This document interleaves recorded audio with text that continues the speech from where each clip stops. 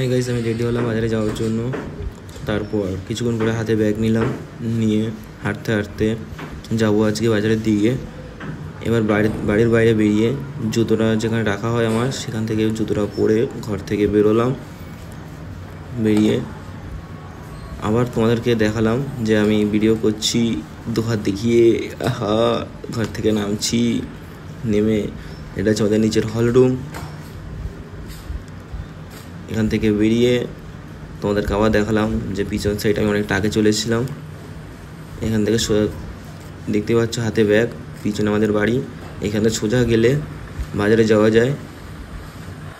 কিছুক্ষণ পরে বাবার দোকানে আসলাম বাজার নেওয়ার জন্য।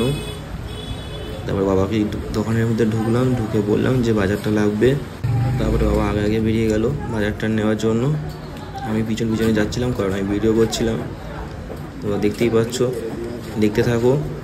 এবার আমাদের কিছুক্ষণ ক্যামেরা নিচু করলাম, কারণ পাশে দিয়ে একটা বৌদি আসছিলো তো, তাই। তারপর বাজারের ভিতরে ঢুকলাম, দেখলাম কি মাছ উঠেছে আজকে। কিন্তু প্রতিদিনের মতন বাসি মাছ ছিল। শুধু একটা কাকার দোকানেই ভালো মাছ দেখলাম, ইলিশ মাছ।